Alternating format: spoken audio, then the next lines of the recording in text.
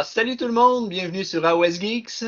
Aujourd'hui, Yann et moi, on reçoit Alex pour discuter de préparation pour des tournois Age of Sigmar. Pour commencer, si vous êtes nouveau sur la chaîne, n'hésitez pas à vous abonner, ça va vous permettre de ne rien manquer des prochaines vidéos. Et si vous appréciez le contenu, n'hésitez pas à mettre un petit pouce en l'air, ça aide beaucoup pour le placement de la chaîne.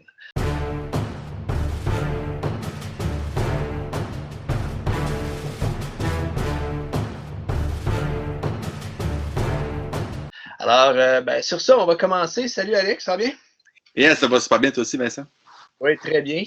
Alors, écoute, aujourd'hui, on voulait parler de préparation de liste. Peut-être juste brièvement nous parler un petit peu de ton expérience que tu as eue en 2019, parce que tu as quand même eu un bon succès sur la scène compétitive, puis peut-être un peu rappeler aux gens ce succès-là. Ouais, ben en fait, là, ça fait quand même plusieurs années que je joue dans le domaine plus compétitif, mais tu sais, c'est beaucoup plus sur une scène plus locale. C'est pas vraiment beaucoup de GT. Faut dire qu'au niveau du Québec, au niveau du Québec-Canada, on n'a pas vraiment beaucoup de gros tournois. Tu sais, on n'a rien qui se rapproche d'un Adepticon, qui se rapproche d'un LVO. Donc, on a une offre très, très restreinte.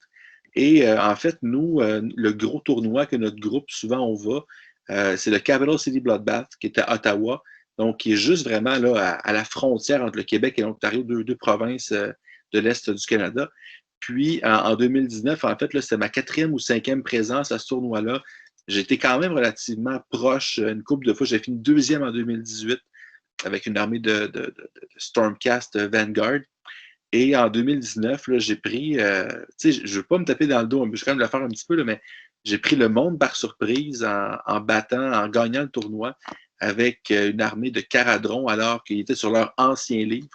Donc, une liste qui était vue par tous les internautes de ce monde comme étant une armée bottom tier. Donc, une liste très médiocre, en fait, au niveau capacité de tournoi. Puis, c'est là un peu que j'ai commencé un peu à faire des podcasts, ces choses-là, parce que Rob de Honest Wargamer m'a eu sur son show. Canhammer aussi m'a interviewé. Ethercast, qui était le podcast des Caradrons aussi, commençait. J'étais un invité, puis là, je suis rendu un régulier sur leur chaîne. Fait que, tu sais, c'est vraiment... Puis, le processus qui a mené à ça, ça a été plusieurs mois de compétition, de tournois plus locaux, avec des essais-erreurs. Puis j'ai développé, je pense, une bonne façon quand même d'approcher, de construire quelque chose, une liste, une armée pour un événement spécifique, là, un genre de saison sportive, si on veut. Commençant dans son Super Bowl, commençant dans sa Coupe du Monde. Donc, c'est un petit peu ça l'expérience. Puis là, avec 2020, qui a été une année un petit peu moins faste au niveau des tournois, ben, on va essayer de se reprendre en 2021. Je suis déjà en mode préparation pour le prochain Capital City Bloodbath, qui est rendu le deuxième plus gros tournoi des West au Canada, derrière le Grand Clash de Tirade D. Excellent. Puis toi, Yann, aussi, tu as participé à un tournoi l'an passé au Grand Clash, justement, puis ça avait vraiment bien été aussi de ton côté. Oui, bien en fait, je m'en étais assez bien tiré. On en avait parlé un peu grâce à l'approche un peu sous-marin. Mon tournoi a mal commencé, mais a bien fini. Alors, avec mes Beast Claw Raiders, j'avais réussi à terminer, en fait, deuxième overall, sixième pour les points de bataille et best destruction, donc meilleur pointage pour la destruction. Donc, ça avait plutôt bien été.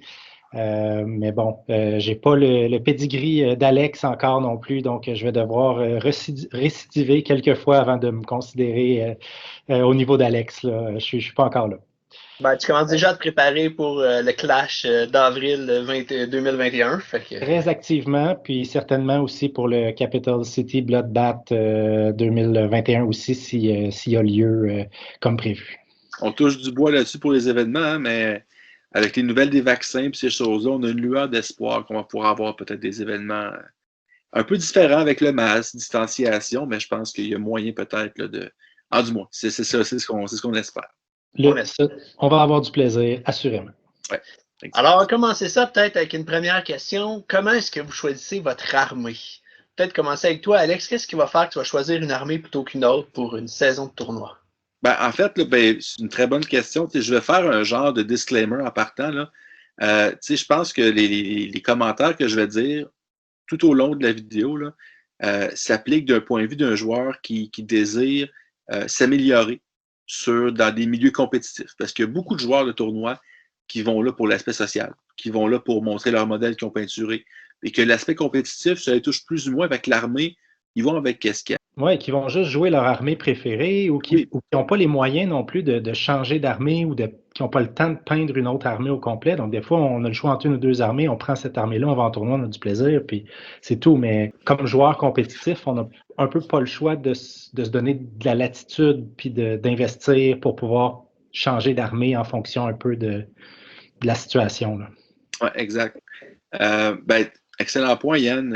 Donc, tout à fait, c'est sûr qu'il y a des joueurs qui possèdent des fois jusqu'à 10 armées, puis quand c'est un peu une chaise musicale, quand une devient plus compétitive par le méta, par des modifications, on va sortir celle-là, elle est moins, on l'enlève. Fait que moi, j'ai pas ça. J'ai joué plusieurs armées, mais présentement, là, j'en possède réellement 3. Que je pourrais jouer même matin. J'ai les Caradrons, je pense que ce qui a fait un peu ma réputation un peu. Là. J'ai les Dispossessed, donc chez Cities of Sigmar, et j'ai mes Luminins, donc mes Duarden Realm Lords, qui sont encore des nains, parce que oui, j'aime beaucoup les nains, mais jouer à la façon luminette. Donc, c'est sûr que ça restreint. Donc, pour revenir à la question initiale de Vincent Pierre, en fait, comment j'approche ça, c'est que souvent, je vois un peu une préparation qui se fait sur un an. Fait que disons que notre gros événement, le point culminant de notre saison de tournoi, c'est au mois d'août. Dans ce cas-ci, c'est le Cavalry City Bloodbath. Donc, moi, c'est le mois d'août qui est comme un peu la fin de ma saison. Fait que moi, souvent, l'automne, c'est une période qui est un petit peu plus tranquille en raison du travail, de mon sport, ces choses-là. Fait que j'ai moins de temps à consacrer sur le gaming, mais c'est là que je réfléchis. Donc, dans les armées que j'ai, est-ce qu'il y a des nouvelles choses qui sont sorties que je vais essayer? Fait que j'essaie de voir, je fais beaucoup de list hammer, de list building. Donc, j'essaie de voir dans les livres. Je prends des livres que j'ai déjà joués, mais j'essaie des nouvelles sous-factions, par exemple. J'essaie de voir qu'est-ce qui peut marcher. J'essaie de voir, donc, dans le méta actuel, fait que c'est vraiment beaucoup d'essais-erreurs, puis je restreins ça à 2 options, généralement. Et tout ça, ça se fait de août jusqu'à environ novembre-ish, décembre. Donc là, présentement, pour ma saison de tournoi 2021, en fait, là, j'ai 2 listes que j'ai sorties, que je vais un jour essayer quand on va pouvoir voir des gens. J'ai les Caradrons avec une sous-faction Barak Zone que vous avez affronté un peu, les gars, avant qu'on puisse voir. Puis aussi, j'ai une autre liste, donc les Luminets, les Luminette Realm Lords, que je suis en train de construire aussi. Là, et j'ai 2 options que je vais exploiter là, pour la prochaine saison. C'est vraiment de voir qu'est-ce que je veux jouer, qu'est-ce que j'ai, qu'est-ce que je peux me permettre d'avoir, c'est quoi le méta actuel. Et des armées et ça, je pense qu'on a couvert ça dans un autre épisode précédent, des armées que je suis à l'aise de jouer 6 parties, par exemple, pour un gros tournoi, dans une limite de temps prédéterminée. Et aussi que je ne me tanne pas après 3 games puis je me dis aïe, c'est bien plate, je suis tanné. J'ai joué les Fire Slayers pendant un petit peu de temps. C'était une armée de tournoi dans une saison de tournoi que j'avais essayé. Puis à chaque tournoi, dès que je finissais un événement de 3 parties, je te dis je suis tanné de bouger 150 bonhommes, 120 bonhommes qui bougent de 4 pouces puis qui se battent, qui lancent des haches. Ça devenait redondant puis ça devenait lassant. C'est très bon. Mais pour moi, c'était pas optimal. Puis si j'ai pas de plaisir, je sais que je vais faire des erreurs, puis je sais que je profiterai pas de mon tournoi, puis j'aurai peut-être pas les meilleures performances possibles. Toi, Yann, pourquoi, qu'est-ce qui fait que tu vas choisir une armée plutôt qu'une autre? Je ne répéterai pas les excellents points qu'Alex a soulignés. J'ajouterais peut-être que pour moi, puis ça fait partie du genre de joueur que je suis, c'est sûr que je vais toujours choisir une armée qui, pour moi, qui minimise la probabilité que je commette des erreurs. Donc, c'est une armée qui n'est pas trop complexe à jouer pour moi. Puis ça, il y a deux dimensions à ça, mais parce que en fait, les tournois sont les gros tournois sont sur 2 jours. À la fin de la 2e journée, on est fatigué. Souvent, on s'est couché tard. On peut avoir bu de l'alcool dans la soirée, le samedi soir. On arrive le dimanche matin, on s'est levé tôt pour nos parties. Moi, en plus, je suis pas un gars matinal, fait que le matin, je fais des erreurs. Et en fin de journée aussi, souvent, ta game 6, c'est la partie qui peut être très, très déterminante sur ton classement. Là, moi, je suis passé c'est cette partie 6-là au Grand Clash l'an dernier qui m'a permis de passer devant trois autres joueurs, je pense, destruction, puis aller chercher le Best General. Mais mon adversaire, lui, était super fatigué. Il a fait quelques erreurs de fatigue, alors que moi, j'avais une liste simple que je maîtrisais, puis je considère avoir pas fait vraiment d'erreurs dans cette partie-là. Donc, ça a été vraiment aidant. Donc, ça, c'est 6 games en 3 jours. Il faut jouer une armée qu'on maîtrise, d'une part, mais qui n'est pas une armée à erreur. Donc, ça, c'est un élément qui est quand même assez important, je pense, là, que j'ajouterais. Puis, ensuite, il y a aussi la préférence personnelle. Il y a toujours le côté, est-ce que je joue une armée top méta ou est-ce que j'essaie d'y aller avec un underdog, là, avec une armée peut-être sous-estimée, que pas beaucoup de joueurs vont jouer, donc que les adversaires ne seront pas prévus, disons, affronter.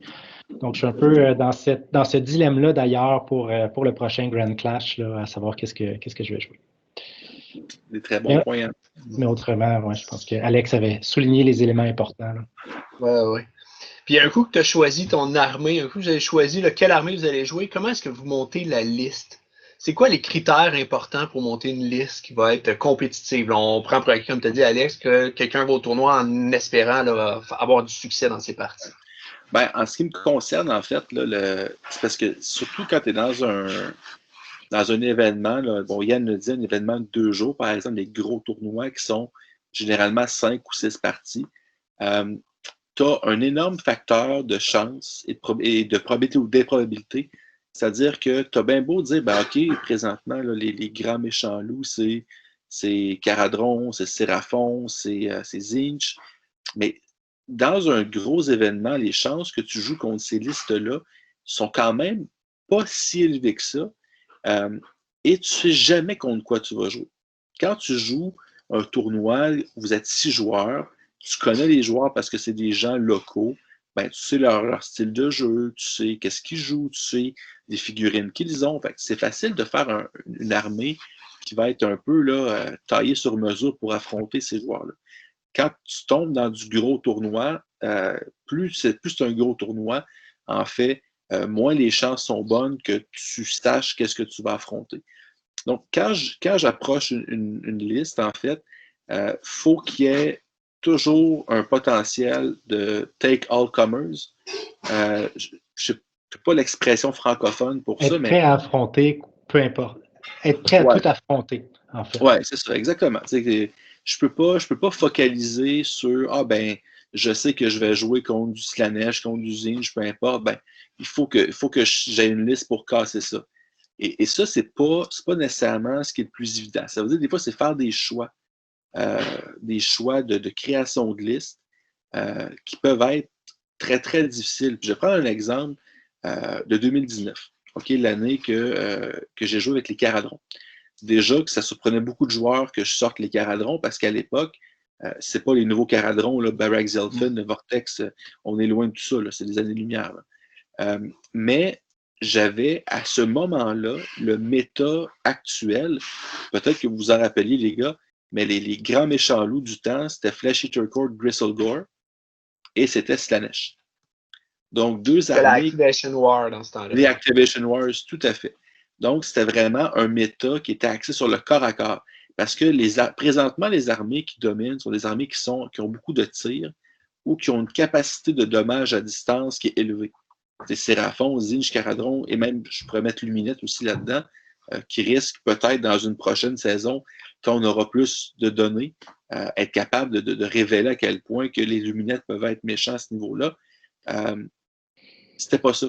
Caradron était à peu près la seule armée de tir du jeu.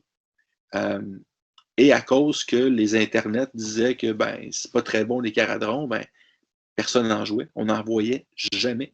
Donc, ce que tu parles un petit peu tantôt, Yann, le facteur de surprise. Donc, de dire, arriver avec une liste que, OK, j'ai aucune idée qu'est-ce que ça fait, je sais pas comment elle fonctionne. Dans un tournoi, tu as un 10 minutes environ, là, de façon réaliste, là, quand tu connais ton match-up, que tu prends connaissance de la liste, tu as environ 10 minutes pour formuler une stratégie, puis l'exécuter. Donc, si tu arrives contre de l'inconnu, ton 10 minutes devient extrêmement crucial et difficile à gérer, parce que là, tu pars de données que tu ne connais pas. Et donc, d'où d'avoir une liste all-comers. Donc, tu peux t'adapter on the fly sur les listes. Donc, quand j'ai bâti ma liste Caradron en 2019, je savais que les grosses faiblesses, c'était les armées que le tir, ça affecte moins. Les Donnettes, par exemple. Les Nighthawks, parce qu'eux autres, on ignore le Rend, parce que les Caradrons, c'est une de leurs forces. Donc, comment je peux faire en sorte que, contre la plupart des armées, je pensais être capable de m'en sortir un peu. Contre les Slaanesh, Iron Jaws, Fleck, et ainsi de suite.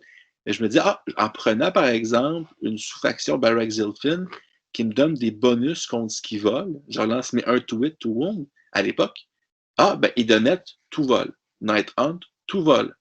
Fait que là, en prenant une sous-faction qui me donne un certain buff contre des factions qui sont plus problématiques pour moi, je suis capable d'aller chercher des petits avantages contre ça, tout en maintenant mes avantages contre un paquet d'autres listes.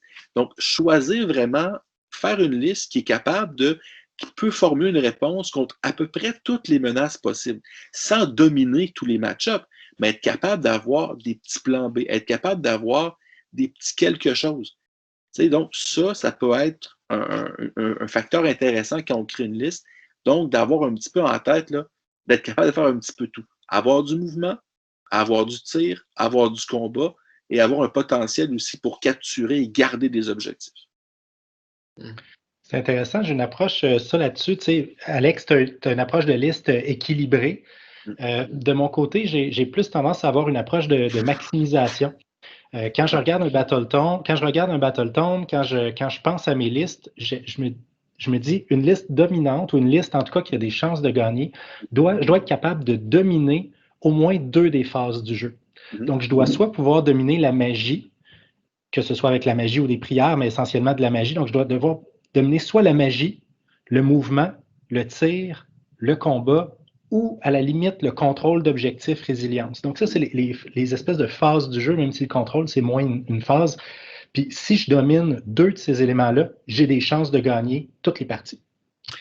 Et c'est ce qui fait en sorte que tu vas faire des 20-0 ou des 2-18.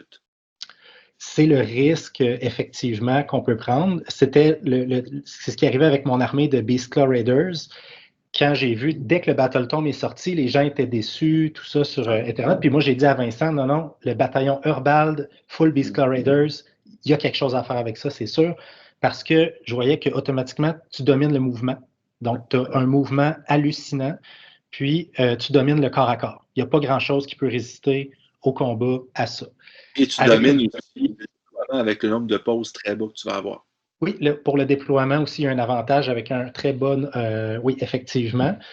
Pour moi, ça fait, je le rentrais un peu dans la domination du mouvement, dans mon approche tactique, au sens où je décide si je me positionne en premier ou si je laisse l'autre se commettre.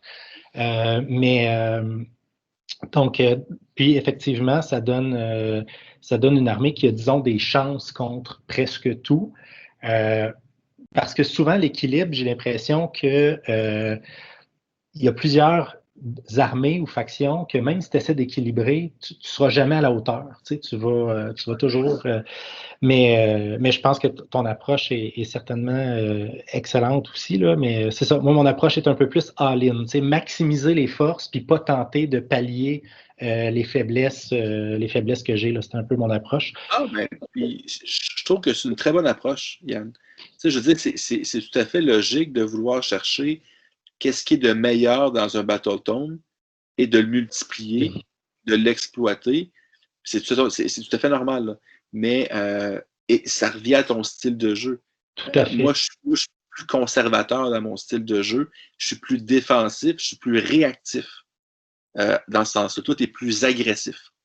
Donc, oui, tout à fait. C'était le deuxième élément pour la construction de liste, c'est construire une liste, puis même dans le choix d'armée de tout à l'heure, c'est construire une liste, choisir une armée qui correspond à notre style de jeu naturel. Tu sais, pour le plaisir, par exemple, je joue Sylvanette, on les a vus sur la chaîne, c'est une armée réactive, c'est une armée défensive, c'est une armée très tactique. J'ai du plaisir à jouer ça, mais c'est pas le style d'armée qui m'est naturel. Donc, les amener en tournoi, ce serait extrêmement risqué pour moi. Alors que des listes plus agressives, je sais qu'en situation, comme tu le dis, on a 10 minutes pour faire notre plan de match. Parfois contre des adversaires qu'on n'a pas affrontés souvent et contre des joueurs qu'on ne connaît peut-être pas. Sur les scénarios, tu n'as peut-être pas joué non plus. Exactement. Donc, il faut absolument qu'on ne se pose pas de questions sur notre armée, que la manière de jouer notre armée soit très, très claire, que la seule question, ce soit comment, avec les outils que j'ai et que je maîtrise, je peux réagir à l'adversaire. Je suis d'accord. Tout à fait. Si on va plus dans le détail de vos listes, qu'est-ce qui fait que vous choisissez une unité plutôt qu'une autre, par exemple? Qu'est-ce qui fait là, dans le détail, vous allez choisir tel héros va faire la cote, puis tel autre le fera pas, par exemple? Je sais pas si tu veux commencer, Yann, ou... Ben oui, je peux commencer. Puis d'ailleurs, Vincent, gêne-toi pas non plus de nous compléter là, si tu as des éléments. C'est sûr que il faut qu'il contribue à la stratégie d'ensemble. Moi, il faut qu'il contribue à mon min-max, à ma maximisation. Souvent, on a tendance à vouloir y aller en complémentarité. C'est des discussions justement que j'ai eues en faisant du list building ces dernières semaines avec des amis. Puis, c'est ça, souvent, par exemple, on essayait de travailler une liste de Jaws of Mork.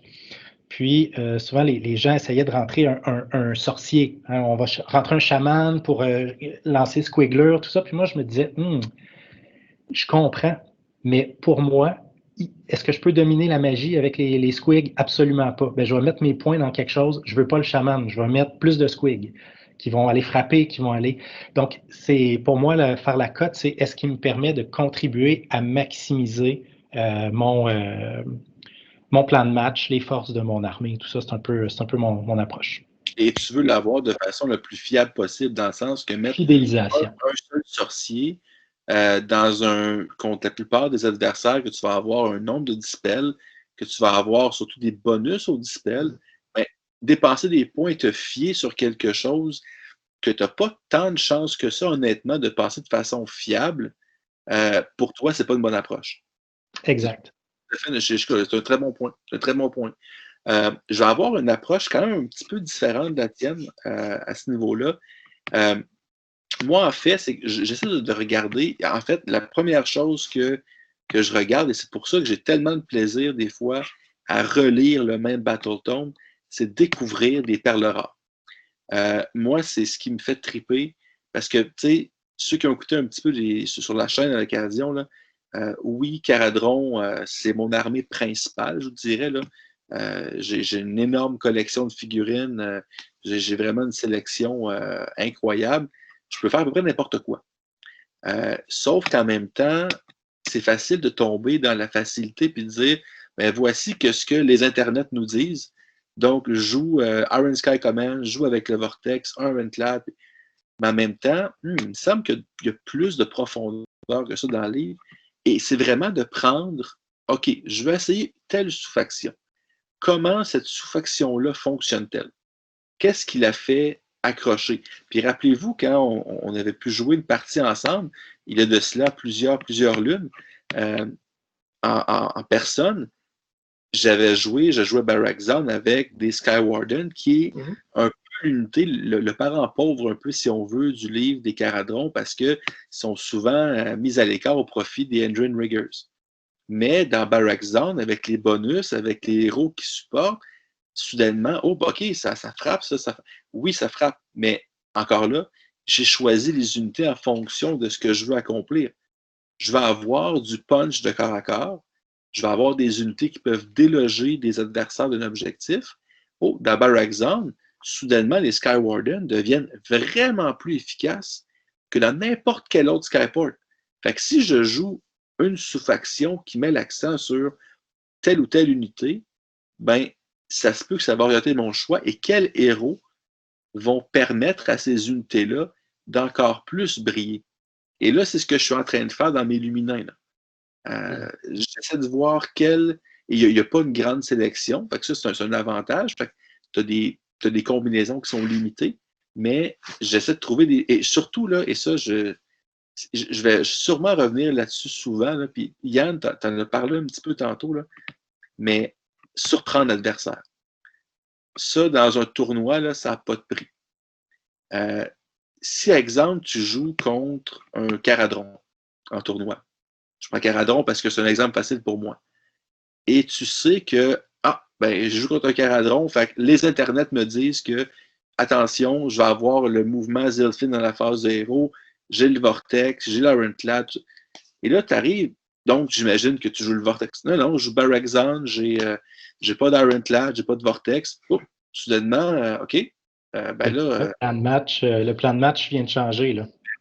Parce que sûrement que tes parties test que tu as voulu faire avant le tournoi ont été contre un Caradron Zilfin, ou du moins une liste qui ressemble à ça, contre un Change-O Zinch, contre Fangs of Sotek Seraphon. Tu as des classiques à l'époque, Mortek, pas Mortek, mais Petrifex Elite OBR, Beastlaw Raiders Earlbad. Tu as des netlists, tu as des staples qui sont très, très forts. Mais justement, quand tu sors des sentiers battus pour amener une autre chose du livre que personne ne connaît autre que ceux qui jouent cette faction-là, c'est que tu peux avoir des belles petites surprises et en fait remporter des parties par la méconnaissance de ton adversaire de ce que tu joues. Ouais, puis j'aimerais juste rajouter, parce que c'est quand même très fair play les tournois, là, la communauté en laquelle on est. Les gens prennent le temps au début de la partie de te dire, d'expliquer leur liste. Mais quand tu n'as jamais joué contre, il y a tellement d'informations dans le jeu d'Age of Sigmar que même si la personne te l'a vraiment bien expliqué, je me souviens d'un adversaire qui m'a. J'ai perdu une partie tour 1. Là, essentiellement, il a fait une charge tour 1, puis il m'a même dit, mais est-ce que je t'avais bien expliqué, jouer? Tu m'as expliqué que tu pouvais charger tout ça, tu m'as expliqué ton mouvement, mais il y a tellement d'informations que je ne l'ai pas retenu quand j'ai fait mon déploiement. J'ai oublié cette variable-là. Puis, fait que de surprendre, c'est vraiment important parce que même si tu donnes l'information, la personne, à un moment donné, il y a quelque chose qu'elle ne considérera pas dans sa partie, dans sa stratégie. Puis c'est là, comme tu dis, que tu vas aller chercher une victoire, des fois, juste par une méconnaissance de ton armée. Là. Parce que les coups fumants à faire, les gros combos avec la plupart des grosses armées sont très connus. Tu n'as pas besoin de les avoir affrontés pour les lire sur Internet. Tu sais, je veux dire, tu vois ça, OK, bon, ben, je sais que Zinch fait ça, je sais que Croak fait ça dans les Séraphons. Tu les connais, tu les as lus. Des fois, tu ne l'as peut-être pas expérimenté, tu ne l'as peut-être pas subi, mais tu le sais. Mais quand tu sors des combos, puis je me rappellerai aussi avec Baraxon, c'était contre, je pense, c'est contre mon ami Simon qu'on avait joué. Il ne connaissait pas le command trait de zone que quand tu tues mon général sur un 2+, ça vient avec des 3 points de vie. Mais j'ai pu locker sa grosse unité parce que je l'ai sacrifié. Donc, en collant le tour, il est encore locké avec mon général. Fait que, c'est des choses comme ça que je n'ai pas vu venir ce coup-là. Ben non, parce que tu ne le connais pas. C'est quelque chose qui est zéro médiatisé, c'est quelque chose qui est zéro lu. Fait que je trouve ça intéressant d'avoir vraiment d'utiliser des choses qui sont moins connues. Je me rappelle, j'ai eu beaucoup de succès pendant plusieurs années avec ma liste de Stormcast Vanguard, avec des paladars, avec des unités que personne joue. Mais parce que je sais, ils font ça, OK, ils font, ouais, OK, je savais pas. Donc, tu sors des tactiques un peu différentes, tu prends des joueurs par surprise. Et ça revient à ce que Yann disait tantôt, si tu as une armée qui est différente, qui n'est pas netlist, et que tu la maîtrises très bien, là, ça devient très avantageux pour toi. Une autre chose qu'on fait pour choisir si une unité va entrer dans notre liste d'armées ou pas, beaucoup, Vincent et moi, c'est des calculs de probabilité statistique. Hein. Puis tu sais, tantôt, Alex, tu disais, si on rentre juste un chaman, un caster dans le format actuel, ces chances, nous, on va aller calculer. Puis par exemple, si ton sort clic tu veux passer, c'est un sort qui passe sur 7+, bien en partant, tu as 58% de probabilité de le réussir. Puis sur ce 58% des chances-là, si l'autre a un dispel, il y a un 42% de probabilité de lancer un 8+, puis de te battre. Fait que finalement, tu vas le réussir une fois sur 3 au mieux, sans qu'il soit dispellé ton sort. Est-ce que ça vaut les points? Est-ce que ça vaut la peine de baser ma stratégie sur peut-être réussir une fois sur 3 mon spell? Même chose aussi, là, on calcule le ratio. On aime bien faire des ratios. On le fait là, dans nos analyses sur la chaîne. Les gens qui suivent la chaîne l'ont vu. Des ratios de dégâts en corps à corps que ton unité peut produire par tranche de 100 points. Donc, ça nous permet de savoir, si j'investis 100 points dans cette unité-là plutôt que celle-là, est-ce que j'ai un meilleur output au corps à corps, puis comment ça se balance avec ses autres attributs comme son mouvement, sa défense, sa sauvegarde, etc. Donc tout ne se vaut pas. Là. Puis les développeurs de Games Workshop visiblement, ne font pas de calcul de probabilité statistique. Des fois, on voit des unités dans le même Battletome, tu te dis, mais ça se compare même pas, là. Il n'y a aucune raison de jouer l'unité B. L'unité A est tellement meilleure statistiquement sur tous les plans. Donc, vraiment, faire des calculs de probabilité statistique, ça vaut la peine. Je mets un petit bémol là-dessus, par exemple. OK? Ouais. Je suis d'accord avec ce que vous dites. Dans le sens que c'est vrai que la balance interne, des fois, et tu dis, OK, ces deux unités-là ont pratiquement le même pointage, mais clairement, le choix 1 est meilleur que le choix B. OK? Et je prends encore une fois les Caradrons, les Endrin Riggers, 100 points pour 3, les Skywardens, 100 points pour 3. C'est le même pointage, mais le damage output combiné, tir corps à corps des Riggers, plus leurs habiletés qui sont vraiment plus utiles, c'est un no-brainer. Et j'en suis. Mais encore une fois, tu ne peux pas prendre en considération dans le pointage d'unité les buffs des sous-factions. Il y a ça. Et c'est là que ça devient comme vous ferez je vous donne un petit devoir à faire, les gars, là. Calculez le damage output des Skywarden dans n'importe quel Skyport et calculer la même unité de damage output dans Barrack Zone.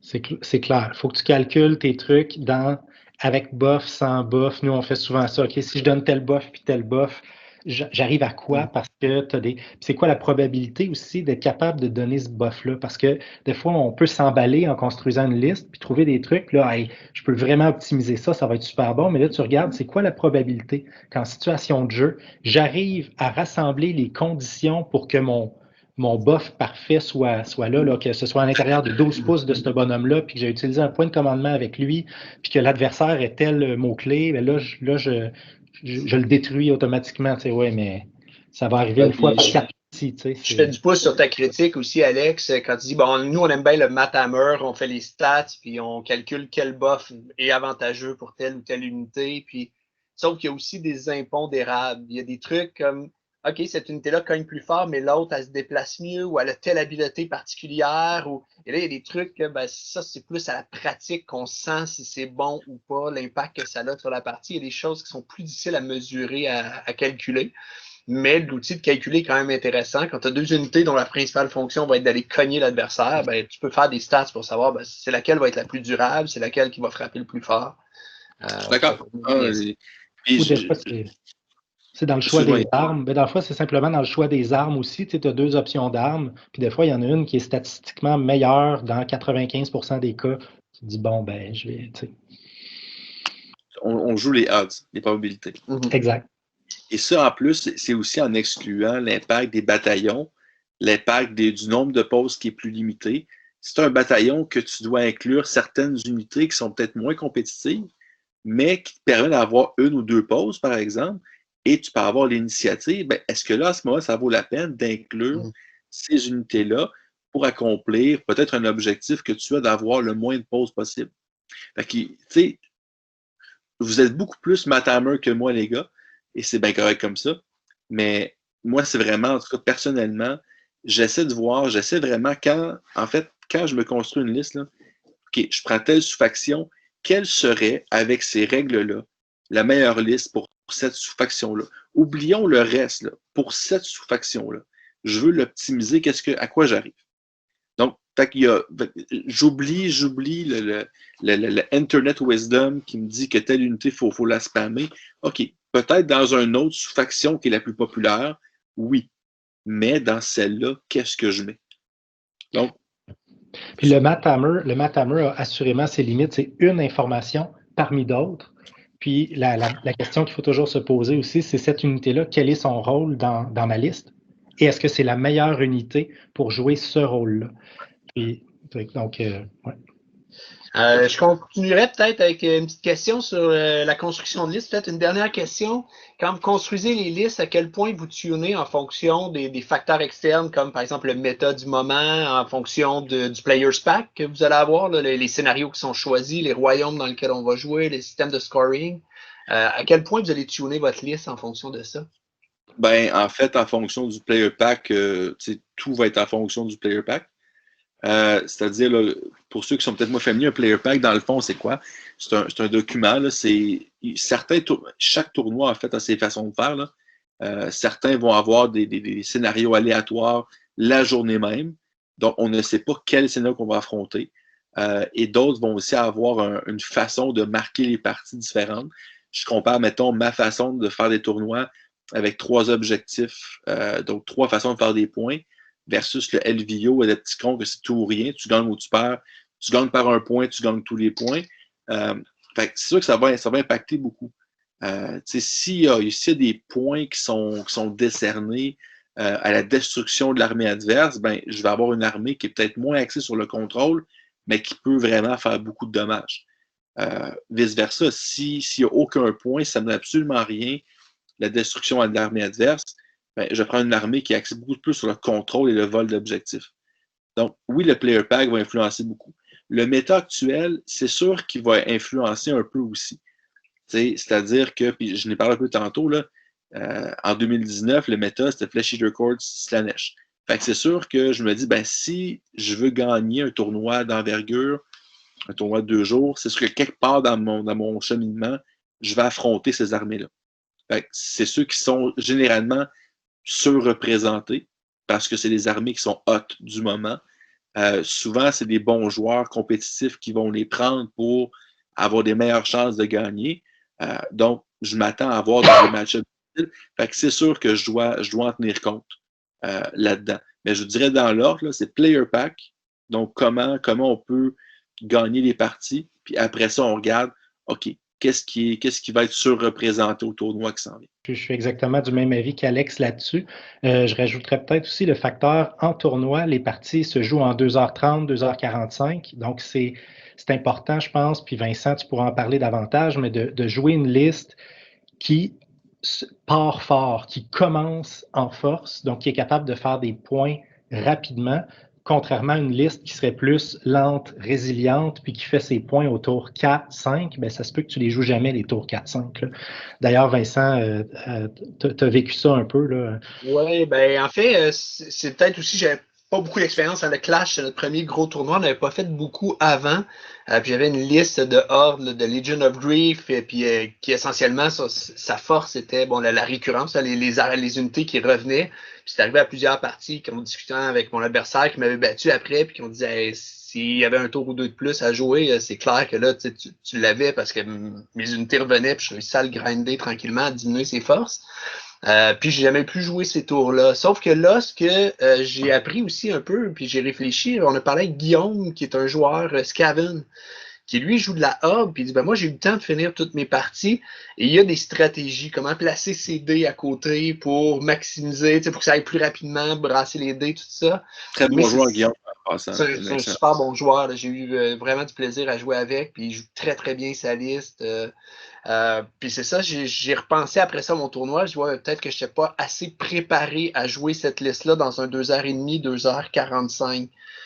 Oui, une liste, je suis d'accord avec Yann, il faut que tu sois de marquer des points, de gagner, mettons, en 4 tours, parce que le 5e tour, des fois, n'aura pas lieu, parce que des fois, c'est toi qui vas jouer vite, mais ton adversaire ne jouera peut-être pas très rapidement. Mais apprendre à jouer sa liste. D'ailleurs, ça va m'amener sur le prochain point, justement, sur apprendre à jouer sa liste. Là, on a parlé de l'armée, on a parlé de la liste. Comment est-ce qu'on se pratique là, pour arriver à un tournoi et avoir des chances de remporter? Comment on fait une pratique efficace en vue d'un tournoi? Ben, je peux commencer, Yann, si tu veux. Oui, vas-y.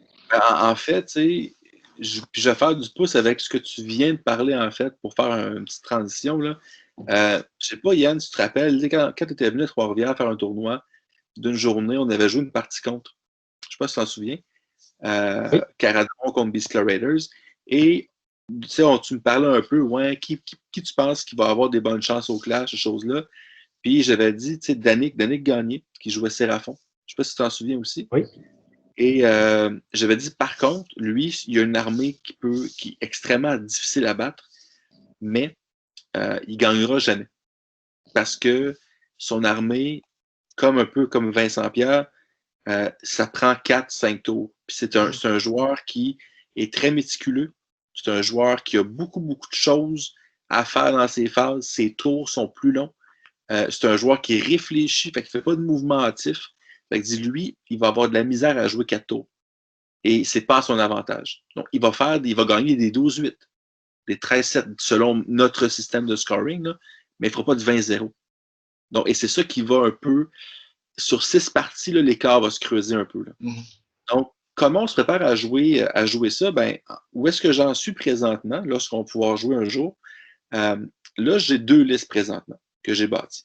OK? Donc, j'avais dit précédemment que généralement, durant l'automne, je me choisis 2 armées, puis je me fais 2 listes que je veux tester. Donc, c'est vraiment, il n'y a pas 1000 secrets, il faut jouer. Il faut jouer, puis il faut jouer dans des conditions qui sont similaires à celles qu'on voit en tournoi. C'est-à-dire, il faut se mettre une limite de temps. Oui. Des fois, là, je veux dire, ben, je joue une partie, garde, on est un soir, la fin de semaine, on joue, puis on prend une bière, puis ça va prendre 4 heures, puis c'est pas grave, puis c'est correct. Là. Mais si tu veux vraiment dire, OK, là, je fais un test de ma liste, on se met dans les conditions. Ça veut dire que ça prend un royaume, si c'est dans le player pack. On joue un scénario du player pack. On joue de la même façon, donc on a l'horaire, on a le temps à faire, puis on part le chrono quand on a le match-up, puis on y va, puis là, t'essayes. Donc, tu essaies de voir avec quelle armée je suis le plus à l'aise. Puis vous l'avez dit, les gars, là, si je me pointe à un gros tournoi de 5-6 parties et que je ne suis pas en plein contrôle de l'armée que je joue, parce que je l'ai joué, je l'ai commencé à la faire il y a 2 semaines, ben, c'est sûr que tu vas te planter. Joss c'était un petit peu l'exception, qui a eu son armée, qui a dû changer ça, mais la base était là, il l'a tweaké selon la fac de l'époque, mais Joss, ça fait quand même plusieurs moments qu'il jouait Bone Reapers, mais c'est de l'essai-erreur. Et souvent, une des erreurs que plusieurs joueurs compétitifs font, c'est qu'ils vont surjouer, ça va être drôle ce que je veux dire, ils vont surjouer contre des armées qui vont être surreprésentées. C'est-à-dire qu'un joueur qui a peur des Inch, par exemple, il va vouloir jouer contre plein de joueurs Inch dans son coin parce que hey, je pogne Zinch, qu'est-ce qui va se passer? Puis qu'est-ce qui arrive? Ben, tu vas jouer contre peut-être même pas de joueur Zinch, mais tu vas être surpréparé sur quelque chose. Fait que je pense que la meilleure façon, en fait, dans un monde idéal, là, à mon sens, c'est que tu te pointes avec ton ami de tournoi à ta soirée de jeu, si tu es dans un club, peu importe, puis tu dis parfait, qui veut jouer une game? Fait que tu recrées les mêmes conditions, tu arrives dans une soirée de jeu, tu ne sais pas contre qui tu vas jouer. Tu pars de chez vous, là, tu ne sais pas contre qui tu vas jouer, qu'est-ce qu'il va jouer non plus, mais tu vas jouer une game. Alors que si tu sais que hey, dans une semaine, je joue contre Pierre-Luc Héroux, puis il va jouer avec ses idonettes, par exemple, ben, j'ai une semaine à réfléchir, OK, ben, qu'est-ce que je peux faire? Et là, tu sors un peu du mindset de compétition que, OK, j'ai 10 minutes pour bâtir ma stratégie. Et c'est là que tu joues un petit peu, c'est correct, là, mais c'est pas exactement pareil. À mon sens, quand tu fais une partie de pratique ou tu fais un tournoi de pratique, il faut que tu recrées le plus possible les conditions que tu vas rencontrer lors du tournoi en tant que tel. Oui, absolument. C'est d'ailleurs quelque chose, Vincent, qu'on avait commencé à faire entre nous. On s'est dit que maintenant, on jouait des parties chronométrées, comme en situation de tournoi avec Royaume et tout ça, pour s'habituer à ne rien oublier, pour s'habituer à calculer aussi ses tours. Tu sais, quand tu regardes le temps qui reste, puis tu te dis, OK, c'est peut-être mon dernier tour, mais peut-être qu'on va avoir le temps de commencer une autre ronde de bataille aussi, je ne le sais pas. S'habituer à prendre des décisions dans ce contexte-là, ça prend de l'expérience. Là. Ça ne se fait pas du jour au lendemain, puis c'est pas facile non plus. Et je peux me permettre, Yann, aussi, là, puis tu soulèves un point intéressant, puis je vais l'ajouter aussi un peu. Là. Je sais pas, en tout cas, dans notre coin, c'est un peu la coutume dans des parties, entre guillemets, plus casual, plus gentilles, plus amicales, en fait, de dire hey, j'ai oublié telle règle, tel buff, telle habilité, est-ce que tu peux me permettre de la refaire? Puis, tu sais, quand on joue une partie amicale, ah, vas-y, ça ne dérange pas, là. Puis même des fois, on va jouer, puis ah, regarde, check, hey, telle affaire, t'es sûr que tu veux faire ça? Il me semble que c'est pas très, très optimal. Ou à ta place, je ferais peut-être ça, tu sais, mettons. Puis t'aides ton adversaire. OK, c'est cool, mais en quoi ça va te pratiquer dans une situation? Parce que si tu arrives dans un tournoi, encore une fois, si tu joues contre des joueurs qui sont casual, c'est correct, mais tu sais, dès que tu vas arriver sur les premières tables, de dire hey, j'ai oublié mon spell, puis je peux le faire.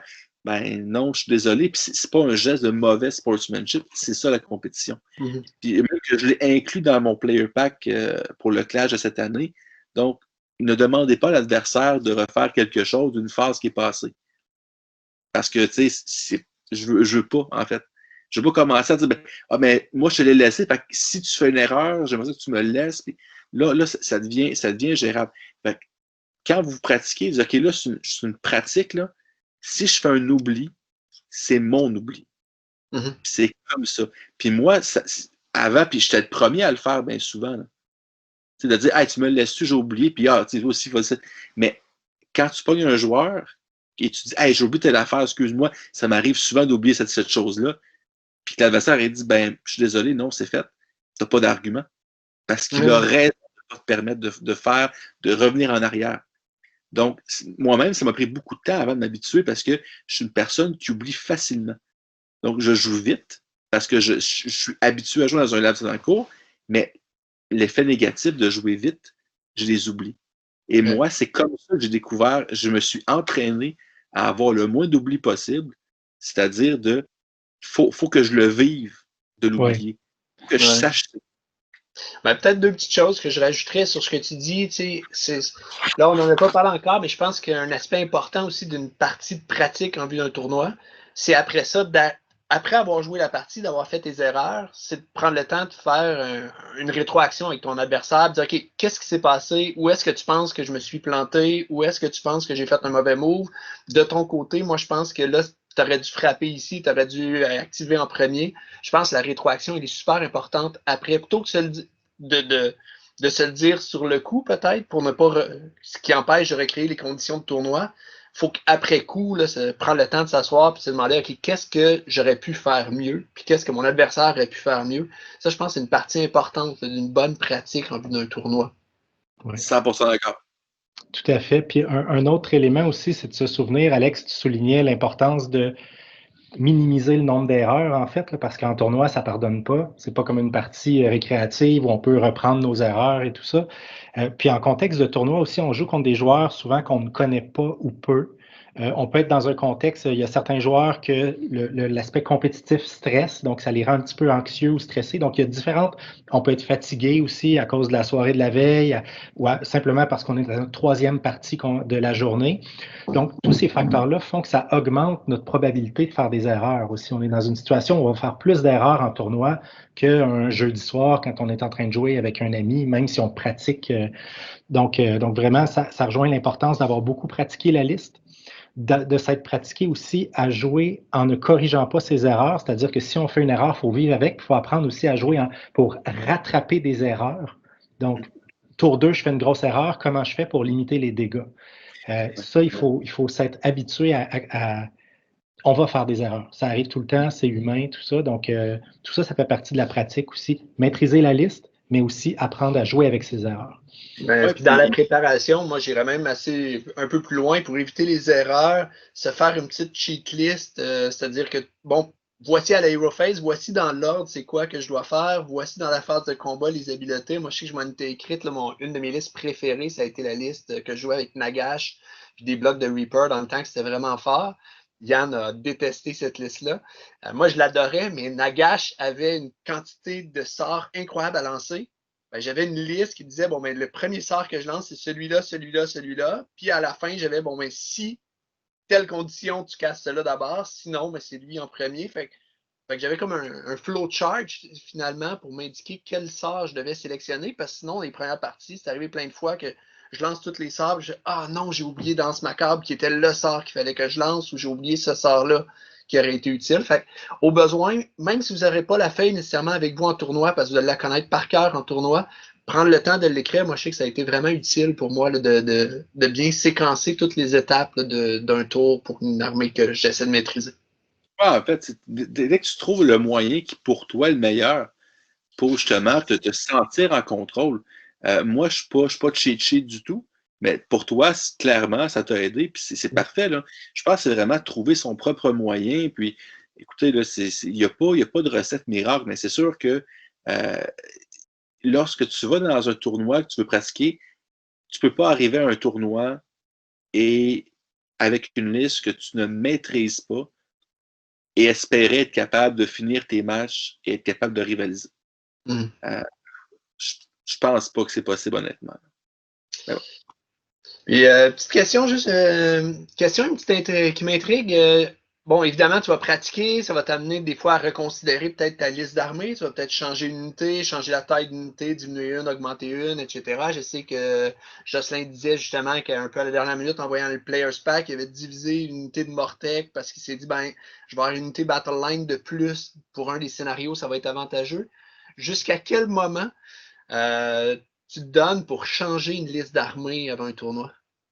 Ben, fun fact, vraiment fun fact, euh, en 2018, au Capital Cible j'avais runné une armée de Stormcast Vanguard, comme j'ai dit tantôt, et c'était à l'époque où les nouvelles sous-factions Stormcast étaient sorties, les premières sous-factions, en fait, qui ne coûtaient pas de points. Parce que tu avais les Stormhosts, mais maintenant, il faut que tu payes pour les Stormhosts. Donc, dans le plus récent livre Stormcast, j'avais pratiqué ma liste avec une sous-faction tout le long, tout le long, tout le long. Puis, était bonne, mais il y avait un petit quelque chose qui me buguait avec cette. C'est les Anvils of the Elden Hammer, là, celle que je peux tirer dans la phase 0 ou attaquer dans la phase 0. Et en fait, quand on était allé à Ottawa, on avait jusqu'à la veille pour rentrer nos listes d'armées sur l'application, sur Basco's Pairing. Et durant cette année-là, et c'est pour ça en fait que ça a changé, les listes étaient publiques. Fait on pouvait voir qui jouait quoi. Et je me rappelle dans la chambre d'hôtel, le vendredi soir, on jouait le lendemain, on allait jusqu'à minuit vendredi pour mettre nos listes. Il était genre 10 heures, puis je regardais les listes. Puis il y avait toutes les listes, il y avait plein de monstres. C'était bourré de monstres. Et sur le fly comme ça, j'ai dit fuck it, moi je vais changer mon Stormhost pour. Je me rappelle plus c'est lequel, mais Je sais pas le nombre, tu as un bonus pour toucher les monstres. Et j'ai joué cette liste-là. Je l'avais jamais joué. C'est la même liste, là. C'est une sous-faction différente. Mais j'avais donc joué cette sous-faction-là on the fly. J'avais fini deuxième, fait que ça vient tout défaire ce que j'ai dit depuis une heure. Mais sinon c'était quand même. Tu connaissais bien les Stormcast. Tu avais beaucoup pratiqué ta liste. Tu as été chercher des bonus différents. C'était un changement qui n'était pas du tout au tout. Là. Ah, c'est ça, exact. Mais tu sais, jusqu'à quel point je peux changer? Je vous dirais, généralement, là, je pense qu'une couple de semaines avant l'événement que je cible, encore une fois, tu sais, j'ai en tête un gros événement qui est un peu le couronnement d'une saison, où est-ce que je vais faire une dizaine de petits tournois de pratique, entre guillemets. Je vous dirais que généralement, une couple de semaines avant l'événement, je suis à l'aise. Parce que si je fais un changement rendu là, c'est que je l'ai réfléchi. En 2019, avec mon ami Caradron, ce qui est ironique, c'est qu'à part le Capital Cible Badge, j'ai fait à peu près 5 ou 6 tournois avec mes Caradrons, 5 ou 6 avec mes Stormcast à l'époque, et j'avais gagné aucun tournoi d'une journée avec mes Caradrons. J'avais toujours eu une défaite au moins dans mes tournois. Puis j'ai eu des défaites cinglantes, je me rappelle, contre Lou et Siskaven, ça avait été une varlope complète. Puis j'avais joué contre Night Hunt, mon dernier tournoi préparatoire, et j'avais perdu contre Night Hunt. Puis j'avais dit, aïe aïe, j'ai-tu quelque chose dans ma liste? J'avais un amiral à l'époque, et je me suis dit, il fait pas grand-chose. Tu sais, sur papier, il était correct parce qu'il me permettait de courir avec un bateau et de tirer quand même. Et dans Zilfin, les bateaux couvraient toujours de 6 pouces. En tout cas, bref, il y avait un combo intéressant, mais je m'en servais jamais. Alors que j'ai décidé d'inclure un navigateur parce qu'il y avait un debuff contre les unités qui volent. Tout ce qui commençait qui volait à 18 pouces du navigateur était demi-mouvement. C'est l'ancienne version du navigateur. Aïe aïe, ça me donne un petit quelque chose de plus contre des armées qui me causent du problème. Et j'avais fait le changement à 2 semaines, à peu près 2 ou 3 semaines de l'événement. J'ai joué une partie ou deux avec lui et je suis très fier de dire que ce changement-là a absolument rien servi dans mes 6 parties. Parce qu'il il a absolument rien fait. Mais c'était cool. J'imagine que ça dépend aussi de l'ampleur du changement. Puis, je pense que de façon générale, plus tu approches du tournoi, plus les changements que tu vas te permettre vont être des changements de minimes finalement, parce que là, ta liste, tu l'as travaillée, tu sais qu'elle fonctionne ou pas, tu as réalisé normalement les unités qui ne sont pas utiles, tu les as déjà enlevées de ta liste. En fait, c'est tout ce processus-là, là, comme j'ai dit tantôt, dans mon cas, j'ai une période qui qui est beaucoup moins de gaming en fait. Là, l'automne, c'est rare que je vais jouer. Donc, j'ai un 2-3 mois que je vais penser à des listes, puis je vais faire du Theory Hammer. Je vais regarder qu'est-ce qui marche bien. Je vais voir sur Internet, je vais échanger avec d'autres joueurs, qu'est-ce que vous en pensez. Fait que, déjà là, quand j'arrive à ma période, décembre, janvier, que là, je peux commencer à jouer normalement, en autre que présentement, ben, je suis capable, OK, ben là, j'ai déjà une bonne base de fait. Puis oui, il va y avoir des changements, mais j'insiste sur les joueurs qu'il ne faut pas faire des changements brusques. C'est pas parce qu'une game, telle unité n'a pas fait sa job, qu'il faut la changer automatiquement. Il faut l'essayer. En fait, faire une liste pour une saison de tournoi, c'est un processus qui est hautement itératif. J'essaye, je reviens au début. Donc, à la base, pourquoi j'ai une telle unité? OK, parfait. Est-ce que la raison est encore là, valide? Parfait. On continue. On joue. Hop, on revient au début.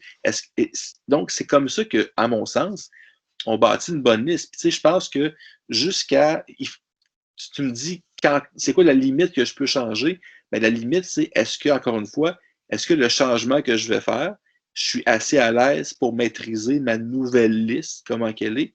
Si oui, ben, tant mieux, là, je veux dire, tant que ça n'affecte pas ma façon de comprendre et de maîtriser la liste, ben, je peux faire des changements à cet âge.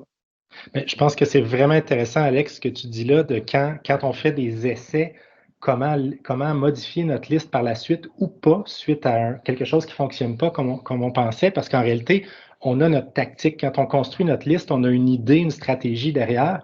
Donc, quand on essaye, on doit évaluer cette stratégie-là, qui peut être bonne ou moins bonne finalement. Ensuite, on a la manière dont elle a été en quelque sorte opérationnalisée, donc nos choix d'unités et de bataillons et de tout ça pour mettre en œuvre cette stratégie-là, et ensuite la manière dont on l'a joué, dont on a déployé notre stratégie dans une partie particulière. Donc, comme tu dis, réagir drastiquement puis tout jeter à cause d'une partie qui n'a pas bien été, c'est pas ça qu'il faut faire. Il faut réévaluer. Est-ce que j'ai pris une mauvaise décision dans cette partie-là? Est-ce que c'est un mauvais match-up? Est-ce que c'était de la malchance à cause des dés? Est-ce que c'est l'unité qui ne fait pas le travail que je pensais qu'elle ferait? Ou est-ce que c'est ma stratégie qui est déficiente? Donc, le problème peut être à différents niveaux. Il faut être capable d'évaluer où se situait le problème. Là. Oui, puis tu as des unités qui semblent no-brainer, mais que des fois, toi, dans ta façon de jouer, ta façon de faire, on dirait que tu es incapable de faire fonctionner. C'est-à-dire, le Infinite Wisdom disait que le Note Héraldor, la trompette Stormcast, c'est super bon, puis pendant longtemps, mais moi, je l'ai assez dans mes listes, j'ai jamais été capable d'en tirer profit. Parce que dans ma tactique, j'avais de la misère à bien coordonner mes unités pour qu'ils puissent bénéficier du run and charge, retreat and charge. À un moment donné, je m'acharnais à vouloir vraiment qu'elle fonctionne. Là. Et je me dis, aïe aïe, pourquoi je m'acharne là-dessus alors que je délaisse tout le reste? Fait que je vais l'enlever, c'est pas plus grave qu'il faut. Pour moi, c'est pas l'unité que j'ai besoin. Parce que j'ai de la misère à la jouer à son plein potentiel. Alors que d'autres le font très très bien, puis c'est parfait, là. Mais je me concentre sur les unités que je maîtrise bien, que je suis capable de rendre intéressantes, que je suis capable de tirer leur plein potentiel. Puis c'est ça, là. Ça faisait partie de ce que j'appelais tantôt les impondérables. Quand on fait du Math Hammer, tant que tu ne l'as pas testé, c'est en le jouant que tu te rends compte que ben, finalement, cette unité-là, moi, ça ne marche pas. Dans mon gameplay, ça ne fonctionne pas. Ou je pensais que ça allait faire ça, mais ça arrive jamais que les conditions soient réunies pour que finalement le combo se fasse. Puis ça, ben, il n'y a pas de Theory Hammer, il n'y a pas de Math Hammer qui va te permettre d'apprendre ça. C'est vraiment la pratique avec ta liste. Je pense qu'on a fait un peu le tour sur la pratique. Évidemment, je savais que ce serait le premier point qu'on dirait. Qu'est-ce qui fait qu'on va pouvoir se préparer un tournoi? Mais au-delà de la pratique, au lieu de jouer la liste, y a-t-il d'autres trucs que vous pourriez donner à des gens pour se préparer pour un tournoi? Ben, moi, j'ai un truc en fait, là, puis c'est sûr que, encore une fois, c'est facile à dire, mais c'est pas tout le monde qui peut le faire. Euh, c'est de lire les battle tomes, pas juste les vôtres. C'est connaître son adversaire, c'est pas juste Sun Tzu qui le dit, là. Il faut être capable de. Puis je vais faire un parallèle sportif. Quand j'entraîne mon équipe, que je prépare pour un match, on peut répéter nos jeux, on peut répéter nos façons de faire, puis jusqu'à temps qu'on les maîtrise, mais si on ne sait pas qu'est-ce que l'adversaire va nous mettre devant nous, ben on n'est pas plus avancé. Il faut être capable de bâtir sa tactique, ses stratégies en fonction de l'adversaire.